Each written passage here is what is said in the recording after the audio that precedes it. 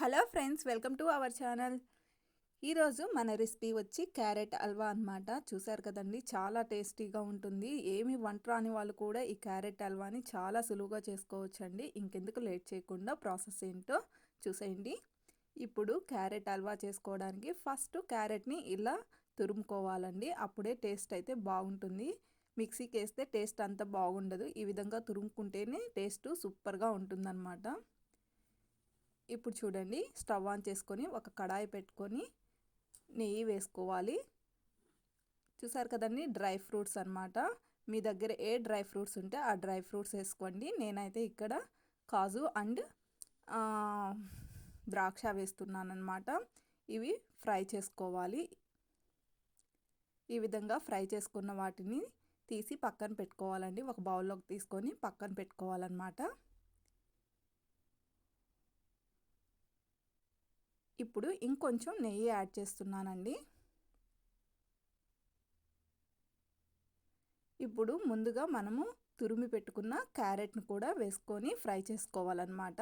ఇలా ఫ్రై చేసుకోవడం వల్ల క్యారెట్లో ఉన్న పచ్చివాసన అంతా పోతుంది.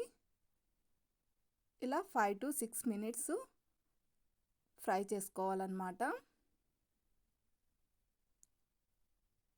ఇప్పుడు మూత పెట్టుకొని ఫ్రై చేసుకుంటే క్యారెట్లో వాటర్ ఉంటుంది కాబట్టి బాగా మెత్తగా అయిపోతుందన్నమాట.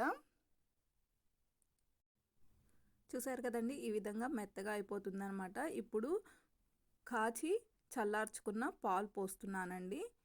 ఒక చిన్న గ్లాసుడు పాలు పోసుకుంటే సరిపోతుంది.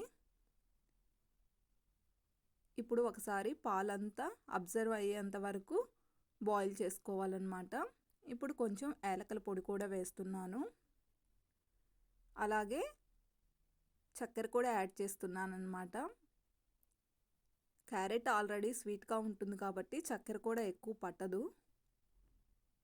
మనం తినే స్వీట్ని బట్టి స్వీట్ యాడ్ చేసుకోవాలి.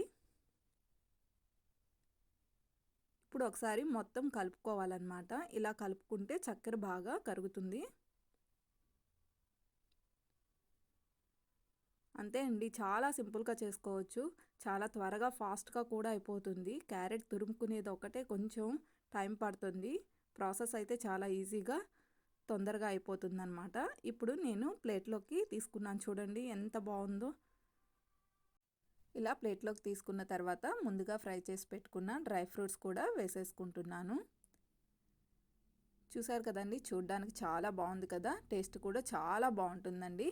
మీరు కూడా తప్పకుండా ట్రై చేసి ఈ రెసిపీ ఎలా వచ్చిందో నాకు కామెంట్ రూపంలో చెప్పండి ఫ్రెండ్స్. అలాగే మన ఛానల్ని ఎవరైతే ఫస్ట్ టైం చూస్తున్నారో ప్లీజ్ లైక్ చేయండి, షేర్ చేయండి. అలాగే సబ్స్క్రైబ్ చేసుకోవడం మాత్రం మర్చిపోకండి ఫ్రెండ్స్. Thank you friends.